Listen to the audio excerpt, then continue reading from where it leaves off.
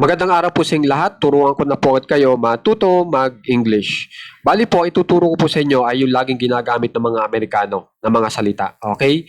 At ito po yon. Ibaba mo, put it down. Patumbahin mo, knock it down. Pigilan mo, hold it down. Itali mo, tie it down. Parahin mo, wave it down. Hinaan mo, turn it down. Palamigin mo, cool it down. Isulat mo, write it down. Itala mo, note it down. Bilisan mo ang paglista o ilista mo ng mabilis. Jot it down. Ipasara mo, close it down. At ang huli, inumin mo o kaya ubusin mo na kapag in English ay drink it down.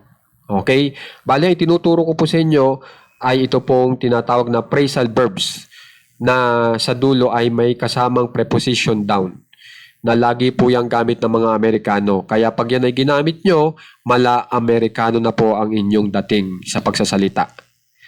Okay? Pag sinabi pong phrasal verb, yung verb po natin o yung aksyon na salita katulad po nitong put o ilagay ay sinasamahan pa natin ng iba pang salita para bigyan siya ng panibagong ideya.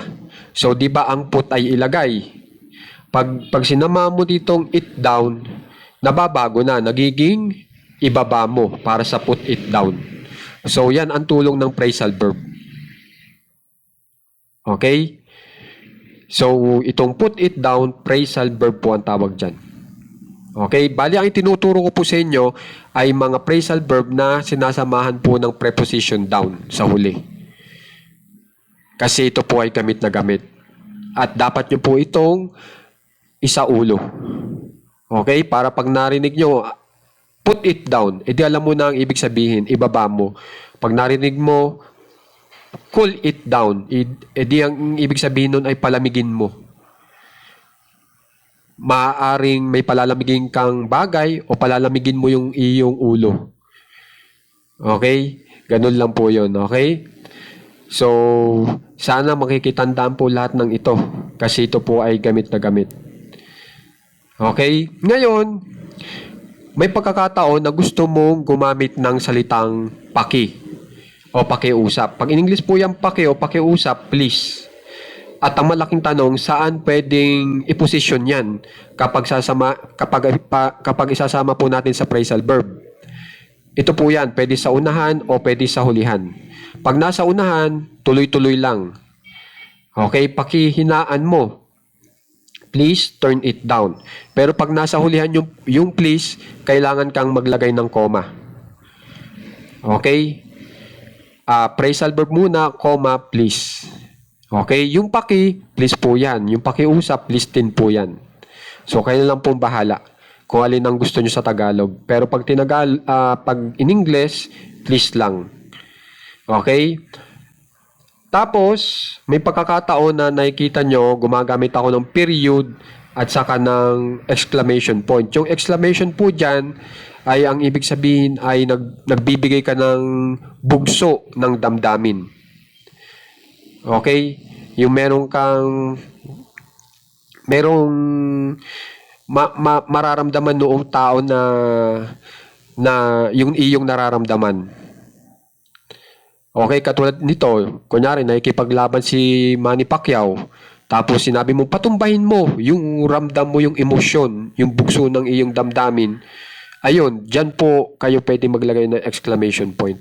O kaya pag ikaw ay galit, o kaya ikaw ay naanoy o naiinis, may bugso ng damdamin yun. Yan, pag isinusulat mo, lagyan mo ng question mark. Pero kung wala naman, ikaw ay nagsasuggest lang o nagre-request lang, edi period lang ang ilagay mo. Itali mo, yung pangkaraniwan lang, para tie it down, tas period lang. Ganun lang po. So, yan ang ibig sabihin ng exclamation point at saka ng period. So, kayo na lang din po bahala kung anong ilalagay nyo. Kung may bugso ba ng damdamin o wala. Okay? So, sana po makikitandaan po itong aralin natin ngayon kasi ito po ay talagang ginagamit ng mga Amerikano. Okay? At saka para maunawaan nyo po sila ng eksakto. Diba? At saka para mas maintindihan kanila ng mas mahusay. Kasi pag ginamit mo ito, talagang mas unawa ka nila. Parang parehas lang kayong Amerikano ang dating pag nag-uusap. Okay po? So, sana makikipag-aralan ng mahusay at maraming salamat po sa mga nagsasubscribe sa ating page para matulungan ng ating page.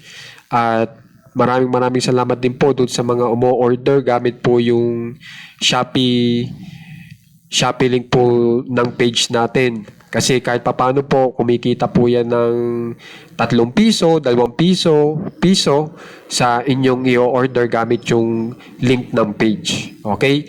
Yan ay mapa ang in-order nyo ay yung mismong item na nasa page o kaya yung item na gusto nyo, hindi yung nasa page. Kikita po yung ating page na kahit papanong maliit na komisyon. Okay? At kahit papaano, makakaipon po yung ating page, di ba?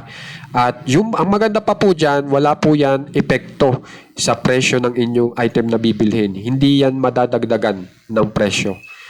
Okay? Kaya maraming salamat po sa tumatangkilik sa Shopee link ng page natin. At saka doon sa mga nag-share at nagla-like, maraming salamat para makita rin naman po ng iba. So, mag-aral lang maigi ha. Kasi ito ay importante po to. Alam niyo naman po yan, di ba? So, maraming salamat po.